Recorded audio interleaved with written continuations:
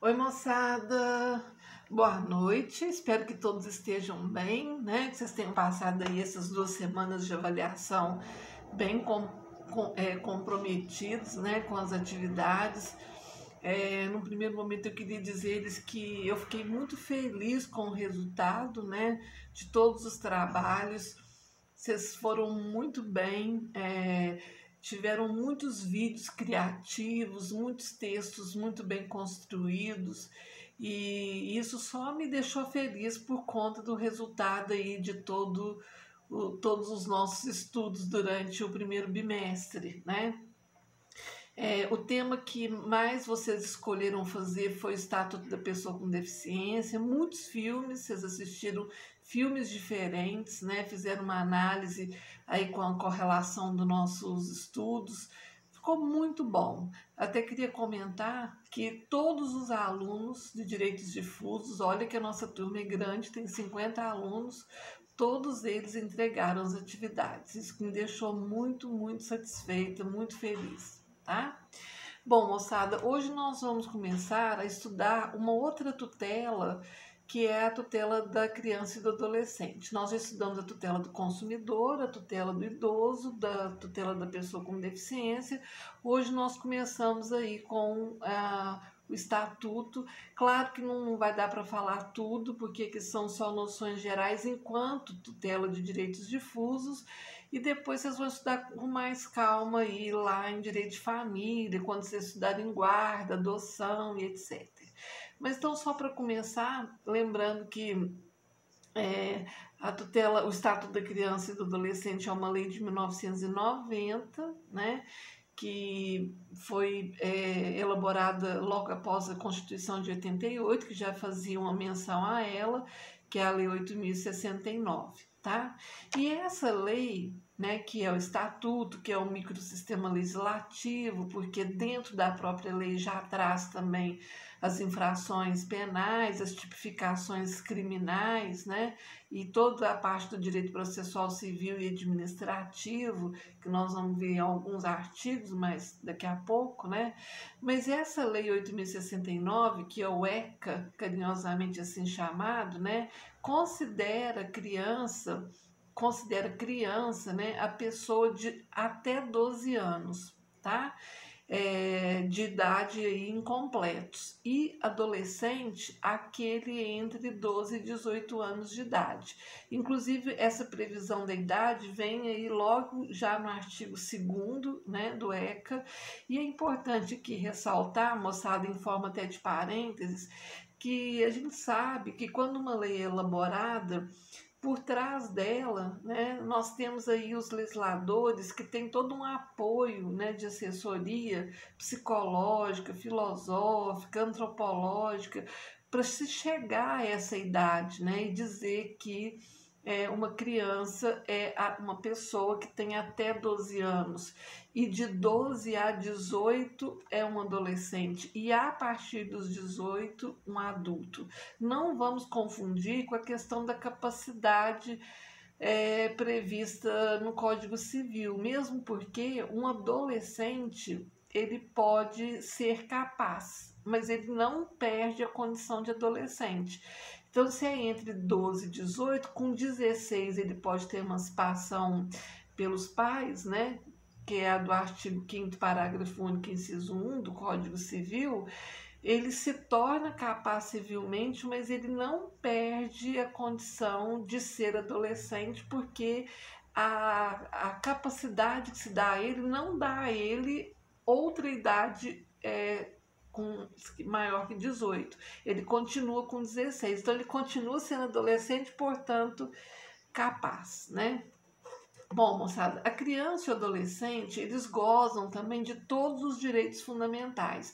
Todos os direitos fundamentais que estão previstos pela Constituição, que são direitos de todos, né, comuns a todas as pessoas, como os direitos fundamentais especiais à criança e o adolescente, tá? E também com o idoso e a pessoa com deficiência, né? Um dever da família, né, da sociedade e do Estado, essa tríplice aliança aí, né, assegurar a criança e adolescente com absoluta prioridade a efetivação desses direitos fundamentais. Então, esse é o princípio da prioridade, né, que diz que a criança e o adolescente têm uma prioridade absoluta para que esses direitos fundamentais sejam efetivos, né? E essa previsão está aí no artigo 3º e no artigo 4º do ECA. Tem uma questão aqui que eu queria comentar, que existe, né, a prioridade da prioridade, né, em receber proteção e socorro em quaisquer circunstâncias. Então, quando a criança e o adolescente estão concorrendo, nem sei se é essa palavra certa, né? Mas existem outras pessoas que precisam, né, de proteção e socorro e existe aí, né, duas pessoas na mesma condição, a criança e o adolescente, eles têm prioridade da prioridade em receber essa proteção e socorro, tá? Então, se tem uma pessoa de 30 anos e uma de 8 anos, se essa de 8 anos chegar juntamente com essa de 30 que tem a mesma condição, vamos imaginar numa situação de atendimento médico, nós temos aí a criança tendo a prioridade da prioridade em receber essa proteção, tá? Bom, o artigo 7º do ECA trata do direito à vida e o direito à saúde como um direito fundamental especial da criança e do adolescente. E ele fala que a criança e o adolescente, eles têm direito à proteção à vida e à saúde, né? Mediante aí a efetivação de políticas públicas que permitam, né, o nascimento e o desenvolvimento sadio e harmonioso em condições dignas de existência, tá? O ECA, moçada, ele instituiu no artigo 8º, inclusive até para poder efetivar todos esses direitos fundamentais, o que se chama de Semana Nacional de Prevenção da Gravidez na Adolescência, que é realizada anualmente, né? Até por conta dessa preocupação mesmo pelo número considerável de adolescentes que acabam engravidando por falta de educação, por falta de informação adequada sobre o assunto, né? Condições adequadas também ao aleitamento materno é também um dever do poder público, né, das instituições e do empregador, inclusive, né, aos filhos aí de mães submetidas a medidas protetivas de liberdade, que tem uma previsão aí no artigo 9º. Então, se a mãe está submetida a uma medida de proteção, uma medida protetiva de liberdade, ainda assim o filho tem essa prioridade aí numa condição adequada de aleitamento materno, né? Tamanha importância do aleitamento materno, aí a gente tem milhões de campanhas, né, de políticas públicas a respeito desse assunto. E o artigo 11 do ECA, ele diz que as crianças e os adolescentes com deficiência, né, serão atendidos sem discriminação ou segregação em suas necessidades gerais de saúde. Então, nem precisaria do ECA falar, né, necessariamente da criança e do adolescente com deficiência, mas ele fez questão de trazer uma segurança jurídica, né, dizendo no artigo 11 que essas crianças que são crianças com deficiência serão atendidos em qualquer circunstância da nossa sociedade sem nenhuma discriminação, né? E sem nenhuma segregação, tá? Então, em condições de igualdade com os demais. O poder público, moçada, ele tem que fornecer gratuitamente àqueles que necessitam, né, medicamentos e entre outras aí tecnologias assistivas, se for o caso aí de uma criança e adolescente que tem algum tipo de deficiência, né, com deficiência, tá?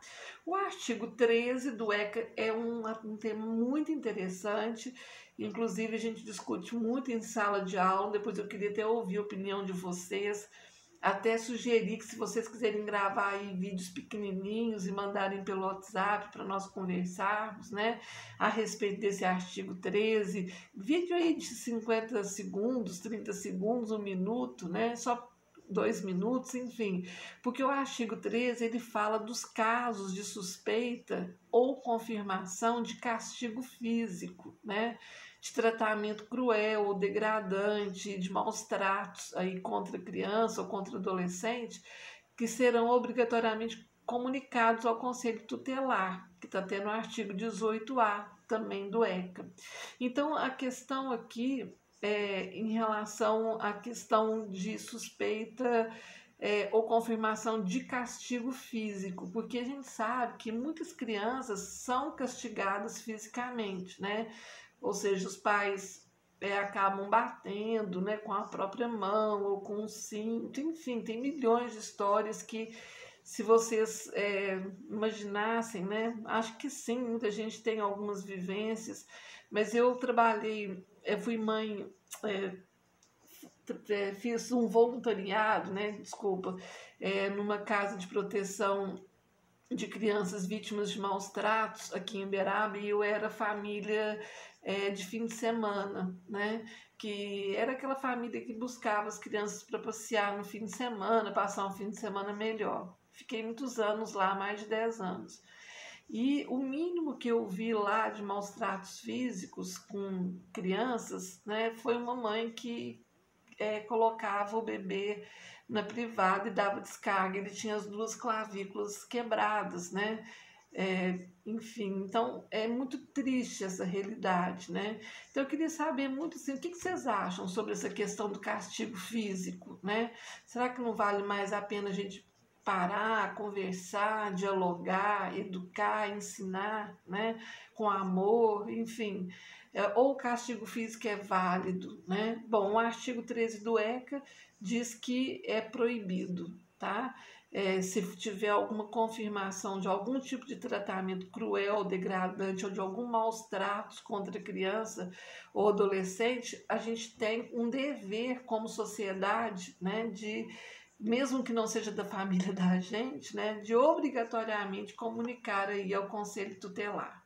Bom, o artigo 20 do ECA, ele diz que os filhos, havidos ou não da relação de casamento ou por adoção, né, terão os mesmos direitos e qualificações, né, proibidas aí quaisquer designações discriminatórias relativas à filiação. Isso aqui, moçada, é o seguinte: antes da Constituição de 88, os filhos havidos fora do casamento, que foram gerados fora do casamento, eles eram estigmatizados, né, com várias denominações, inclusive uma delas de filho bastardo, né?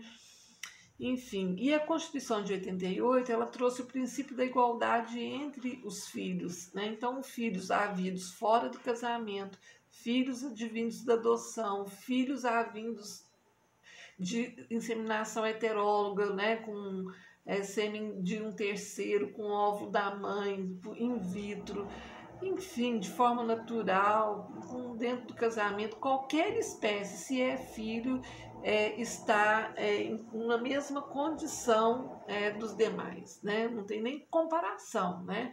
Ele fala que terão os mesmos direitos e qualificações, e é proibida qualquer tipo de discriminação ou de designação discriminatória relativa a essa filiação. Outra coisa também que seria interessante a gente comentar é que o poder familiar ele é exercido em igualdade de condições pelo pai e pela mãe, né? Ou pelo menos por pais, né? Ou por mães, porque como nós temos agora a possibilidade dos casamentos de pessoas do mesmo sexo, né? Então nós temos 2 pais, 2 mães, então esse poder familiar que até antes da Constituição de 88 era exercido pelo pai, pela figura masculina, né? Que era o pátrio poder, que ele era o chefe da sociedade conjugal e também ele que tinha a chefia e o poder aí da própria família, isso já acabou com a Constituição de 88, que igualou homens e mulheres, né, na lei, e também, né, igualou em condições do exercício desse poder familiar, tanto para o pai ou pela mãe, e agora por extensão por pais ou por mães, né, por dois homens ou duas mulheres, tá? Em caso de discordância, né, vamos imaginar que o pai e a mãe discordam de algum ato que o filho menor esteja realizando, então é possível recorrer ao judiciário, até o artigo 21 do ECA determina isso, e no judiciário vai verificar se o melhor interesse do menor. Né?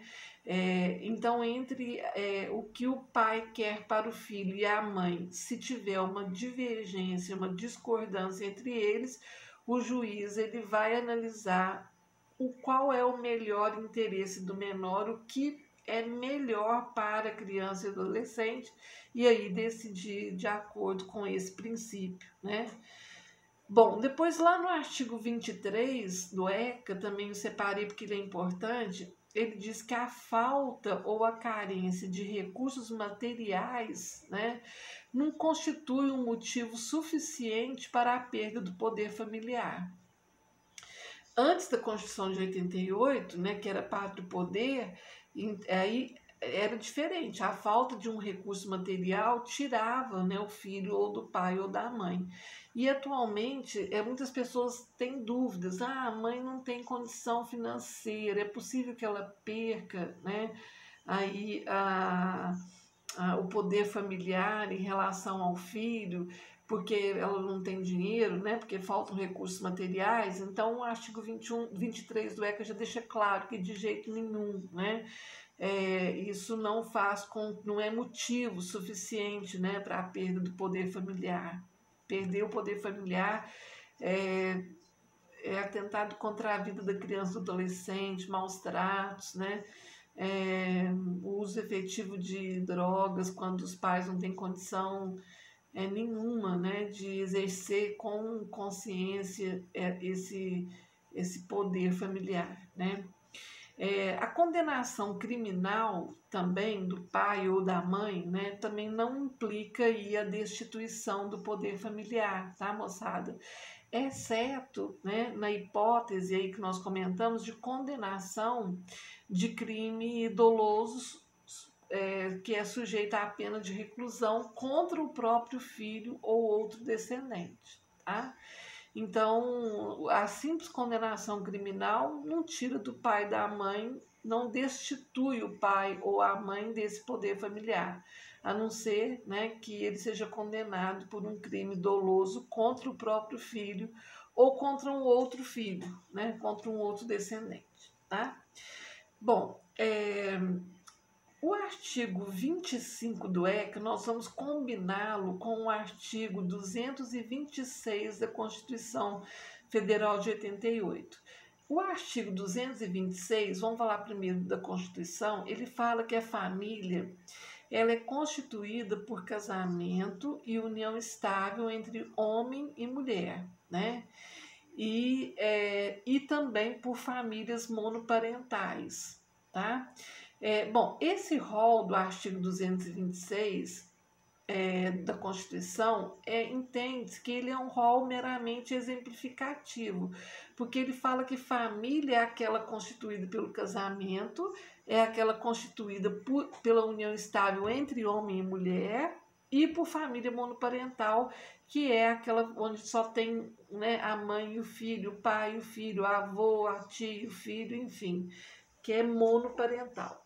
Então, o que nós temos que analisar? Quando a Constituição disse isso, hoje a gente pode fazer uma análise extensiva, uma interpretação extensiva, e até entendendo que esse rol é meramente exemplificativo e reconhecendo também, né, que as uniões estáveis, homoafetivas, e também, né, o casamento homoafetivo constitui sim família, porque a base da família, né, é o afeto, porque nasce aí da dignidade da pessoa humana, inclusive o direito ao afeto é um direito humano por excelência, tá, moçada?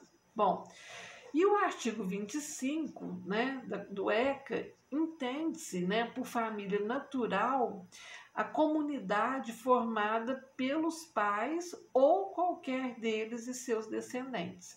Então, o artigo 25 determina o reconhecimento da família natural, né? E o reconhecimento do estado de filiação é um direito personalíssimo. Vocês já estudaram isso no segundo período, que vai do artigo 11 ao 21 do Código Civil.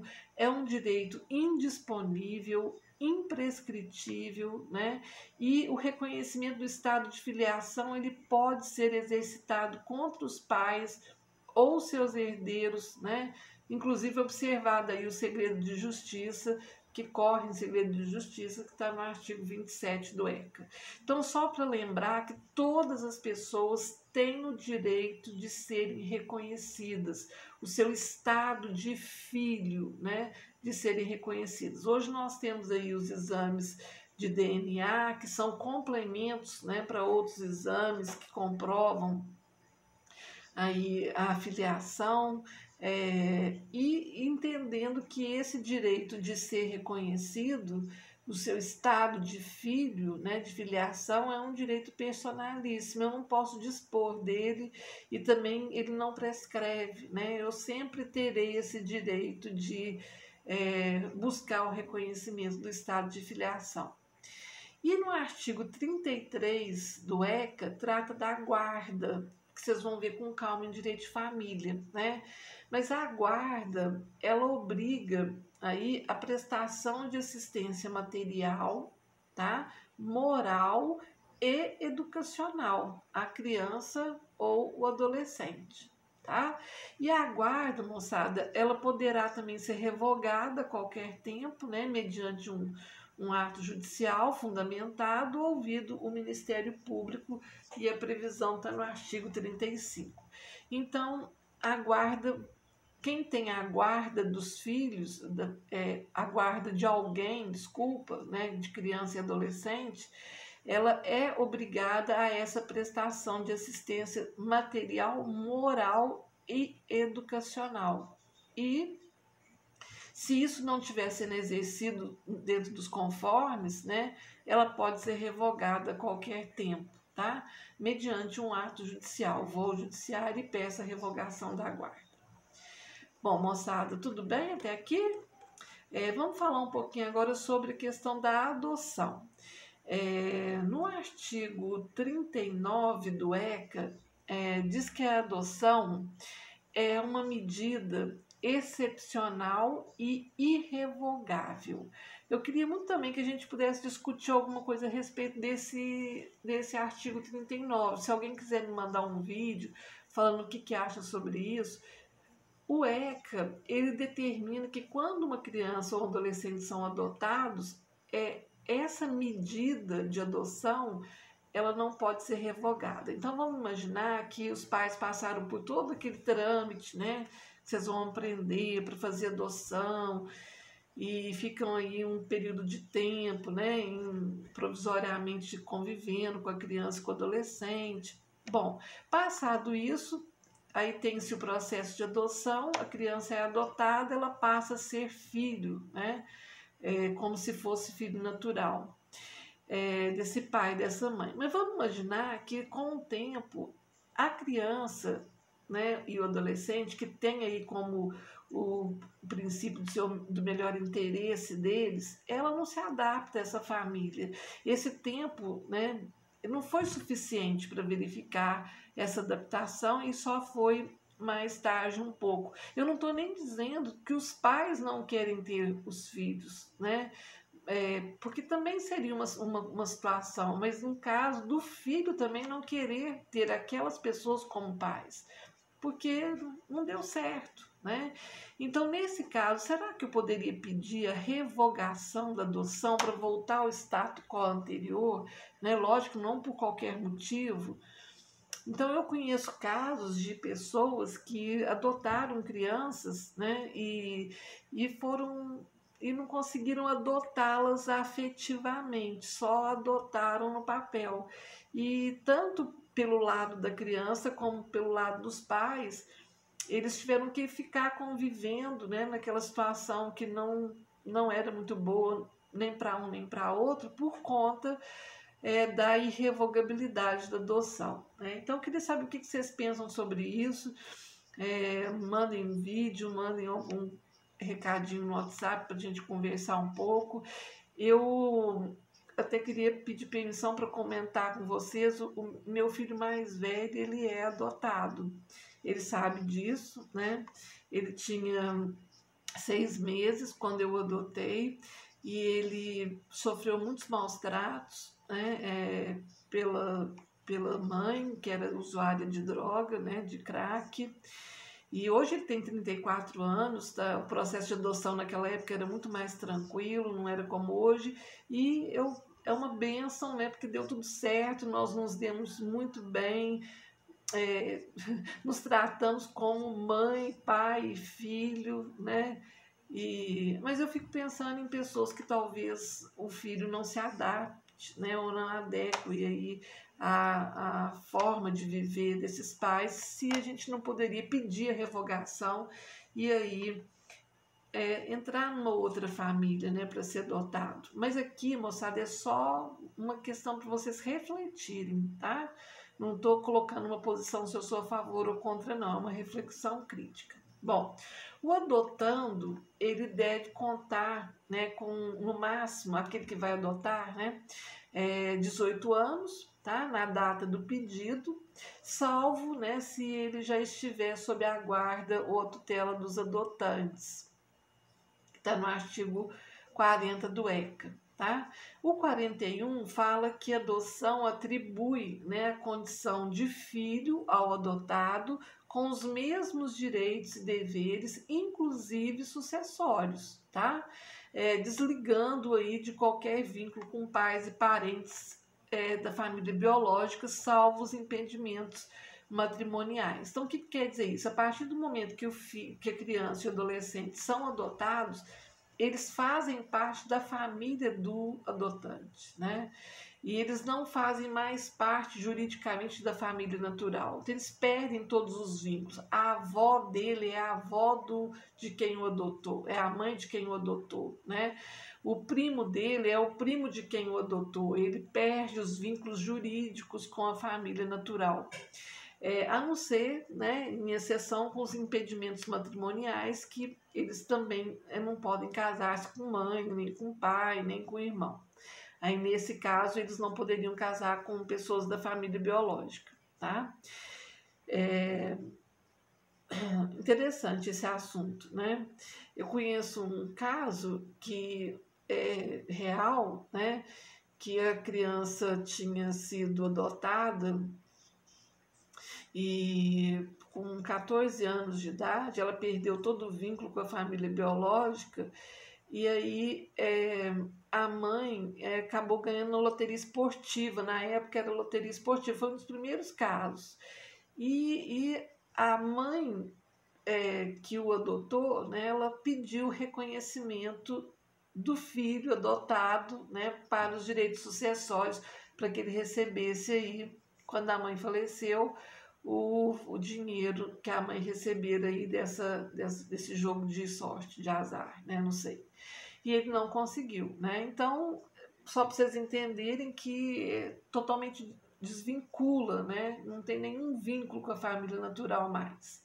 O artigo 42 diz que podem adotar os maiores de 18 anos, independentemente do estado civil, se é solteiro, casado, união estável, né? O adotante há que ser pelo menos 16 anos mais velhos que o adotando, tá? Então tem que ter essa diferença entre quem vai adotar e o adotado, de 16 anos entre eles. E em se tratando de adotando maior de 12 anos de idade, é necessário o consentimento dele, para que a adoção se efetive, tá?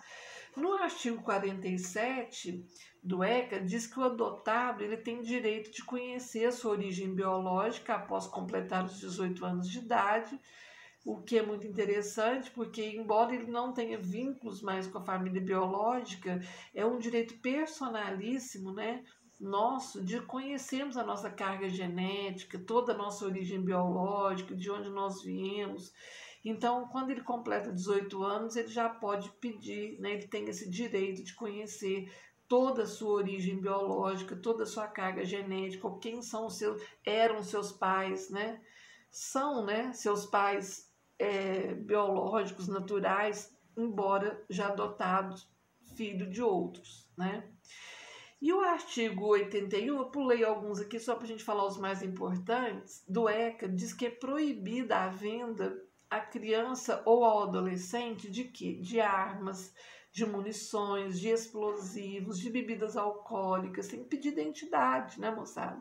Na hora de vender bebida alcoólica para menor, né? De produtos cujos componentes possam causar qualquer tipo de dependência física ou psíquica, inclusive medicamentos, né?